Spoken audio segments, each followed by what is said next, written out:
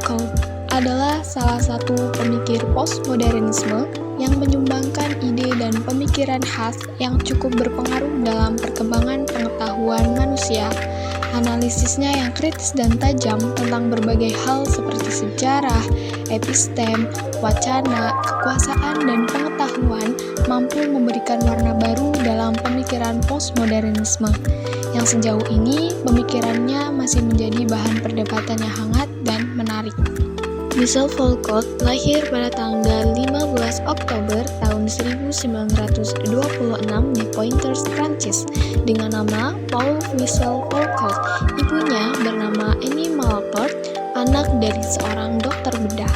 Ayahnya juga seorang ahli bedah sekaligus guru besar dalam bidang anatomi di sekolah kedokteran Poitiers.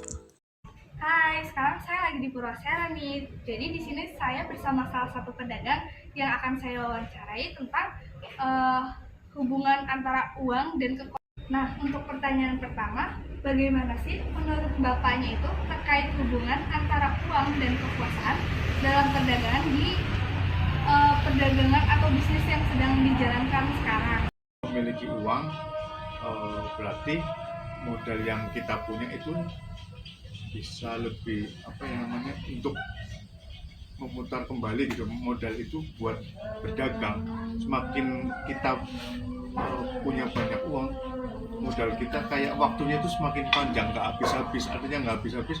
Kalau mau berdagang masih ada modal kayak gitu terus. Pokoknya semakin banyak modal, semakin banyak uang, berdagangnya juga lebih lancar. Nah, untuk pertanyaan selanjutnya, bagaimana sih uang itu dapat digunakan untuk mempertahankan kekuasaan terhadap persaingan antar pedagang atau bisnis yang Bapak sedang jalani ini? Tujuannya untuk memajukan atau memajukan perdagangan atau produk yang dijual. Itu butuh uang, misalkan untuk infrastruktur misalkan warungnya dibagusin atau kafenya dibagusin atau tempatnya itu dibagusin. Yang kedua, promo itu kan namanya budgeting lah ya, budgeting untuk marketing sendiri itu butuh biaya. Nah, sekarang zamannya media sosial.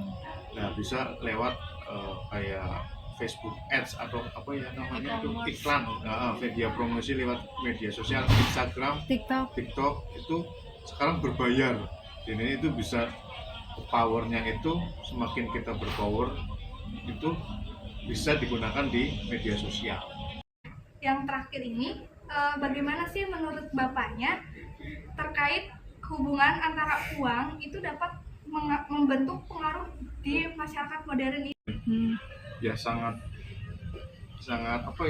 masih paradigmanya orang halayak atau kita gitu ya, sebagai ini masih kayak wah, dia misalkan dia pakai mobil, terus mobilnya bagus, rumahnya bagus, itu kan karena uang tuh.